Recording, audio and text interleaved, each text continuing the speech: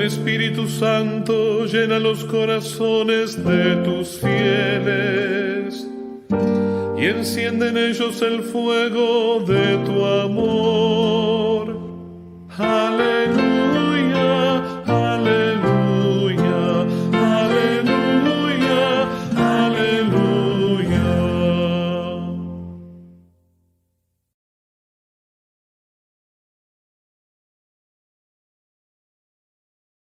Queridos hermanos, muy buenos días. Hoy domingo 5 de junio, primer domingo del mes, les anuncio el Santo Evangelio según San Juan, capítulo 20, versículo del 19 al 23. Al anochecer de aquel día, el primero de la semana, estaban los discípulos en una casa, con las puertas cerradas por miedo a los judíos. Y en esto entró Jesús, se puso en medio y les dijo: paz a vosotros. Y diciendo esto, les enseñó las manos y el costado.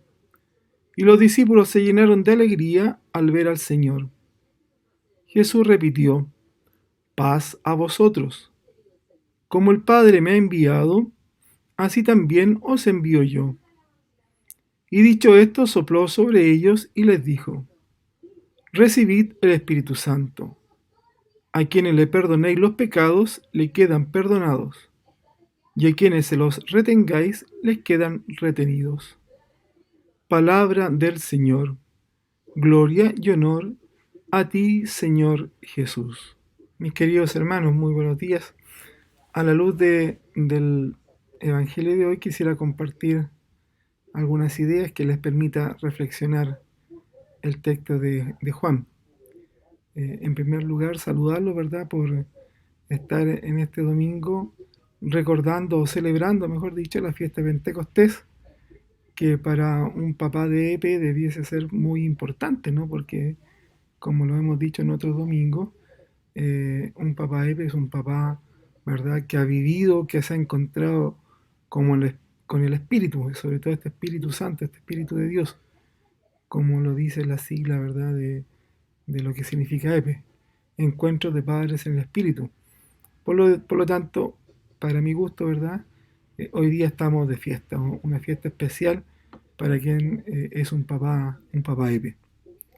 Bueno, a la luz de los textos del Evangelio, una primera cosa que resalte, que pudiésemos decir, es que el miedo es un muy mal consejero. ¿Y por qué puedo estar hablando del miedo? ¿No? Porque una de las primeras cosas que resalta en el texto, en este texto que no es muy largo, es que los discípulos estaban a puertas cerradas por miedo a los judíos. Bueno, el miedo tiene la capacidad, fíjense, de encerrar el corazón humano, quitándole toda esperanza y toda ilusión. Cuando el miedo se le deja avanzar y se lo adopta como forma de vida, tiene un poder que quiebra toda convicción. En ese sentido, los 11 se repliegan sobre su miedo a puertas cerradas, unas puertas que se cierran desde adentro. Pero fíjense, una cosa es el miedo provocado cuando las puertas se cierran desde afuera y otra cosa cuando se cierran desde adentro. El primero es el miedo que experimenta, por ejemplo, un esclavo. A él le han cerrado la puerta de la libertad. El segundo es el que experimenta quien ha sufrido un gran dolor que ha herido existencialmente su corazón. Ante el primer miedo se puede reaccionar de dos formas. Se espera pacientemente la libertad o se vive resignado a no volver a recuperarla. Ante el segundo miedo también se puede reaccionar de dos formas. Se buscan motivaciones para asumir la libertad como forma de vida, o se termina encapsulado en una autorreferencia aislante de la realidad. Curiosamente, la reacción ante el segundo miedo refleja el movimiento de un sector del corazón, fíjate, de nuestra iglesia. Se buscan las motivaciones para la libertad en la experiencia de la fe, en el Evangelio, en el reino, o se vive replegado añorando las nostalgias del pasado, aquellas que daban seguridad, pero que hoy impiden el diálogo, la búsqueda de la verdad y el bien común. En la vida de los apóstoles hubo dos experiencias fundantes del encuentro con Cristo, la del llamado al seguimiento y la de la mañana de la resurrección. En ambas experiencias, la alegría y la renovación son un denominador común que se hace proyecto de vida. Muy contrario, ¿verdad?, a este miedo con que parte el Evangelio de hoy. Cuando el resucitado se hace presente en nuestra vida, tanto personal como de iglesia, todo es llamado a la alegría y a la renovación. Alegría que no es solo una experiencia anímica, renovación que no solo es un simple cambio. Alegría y renovación nos recuerdan el corazón de la experiencia del encuentro con Jesús de Nazaret. La alegría es uno de los signos distintivos de la vida cristiana y marca una nueva etapa evangelizadora en la vida de la Iglesia, ya que, como dice el Papa Francisco, con Jesucristo siempre nace y renace la alegría. En consecuencia, en evangelización, santidad y fraternidad son una traducción de la alegría del encuentro con Cristo. La renovación es una consecuencia de la alegría del encuentro con Jesús. No se trata de un simple cambio de actitudes, valores u opciones. Se trata de una verdadera transformación que invita a mirar la realidad, las personas y los acontecimientos como los mira Dios, con esperanza, con ternura y con paciencia. Fíjense que aquí debiese haber entonces nuestra vida, si nos hemos encontrado con el Señor, un antes y un después. Y aquí estoy pensando, ¿verdad?, la experiencia que vivimos todos en esta jornada EPE, ¿no? Cómo en nuestra vida tal vez hubo este antes y después.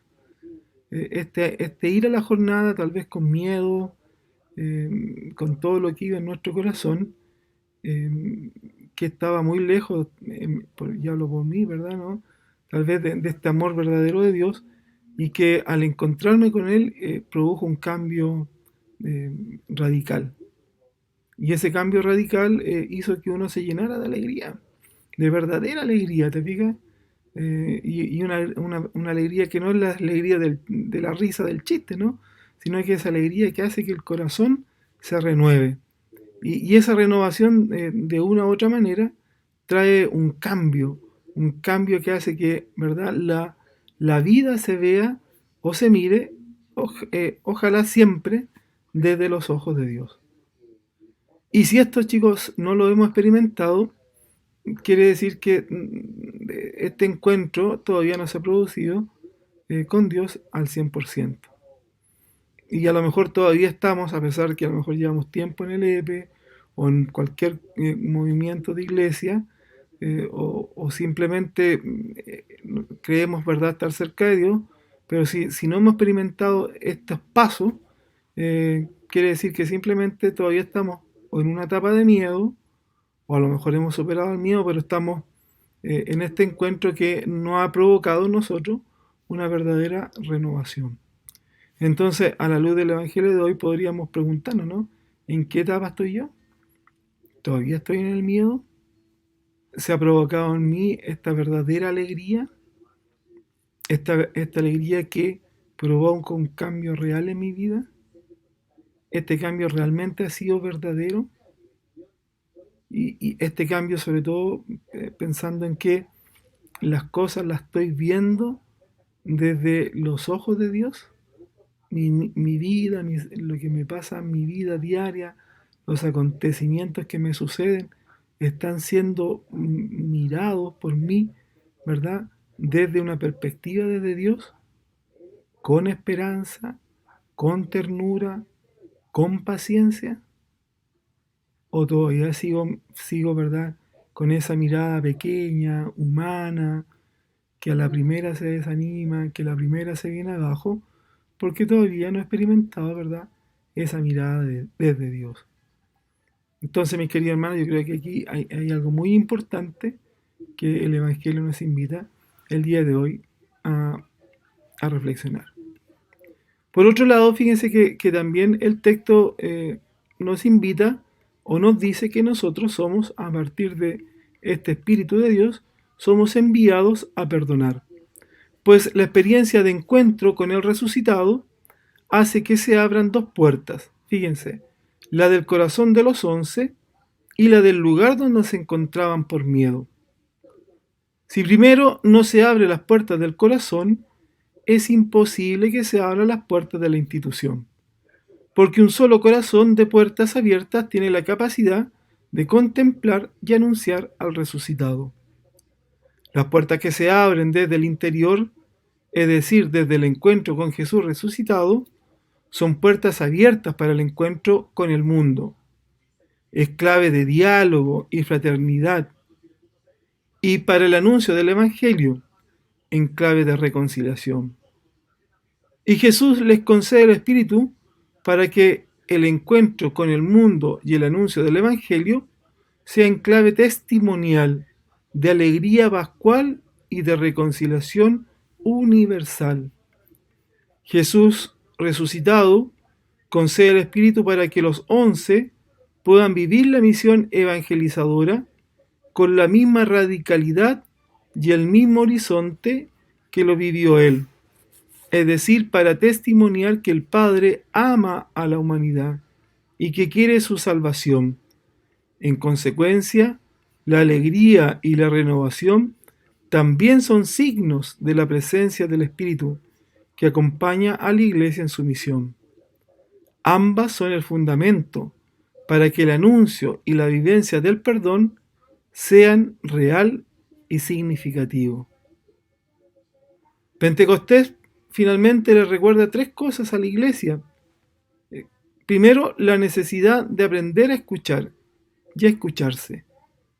Segundo, la necesidad de vivir y agradecer el don de la diversidad que hace fecunda y significativa la unidad. Tercero, no tener miedo de abrir las puertas del corazón y de la inteligencia eclesial para salir al encuentro de la humanidad, en clave de fraternidad e interlocución. Podríamos decir tantas cosas del Espíritu Santo, y fíjense, nunca acabaríamos. Pero lo más importante no es saber mucho, creo yo, sino dejar que el Espíritu viva realmente dentro de nosotros. Y esto será posible solo si le dejamos cabida en nuestro corazón a través de la gracia santificante. Donde reina el pecado, no hay vida. Es imposible que convivan juntos el día y la noche, o la vida y la muerte. Dios vivirá en nosotros en la medida en que desterremos el pecado y los vicios para que Él verdaderamente sea el único Señor de nuestra existencia. ¿Por qué no comenzamos ya desde este mismo momento? Queridos hermanos, que tengan un muy buen domingo de Pentecostés, que el Señor los cuide y los bendiga. Sigamos preparando nuestros corazones, especialmente quienes van a vivir la experiencia de la jornada del próximo 12 de junio. Bendiciones para ustedes, para su familia, y que tengan una excelente semana.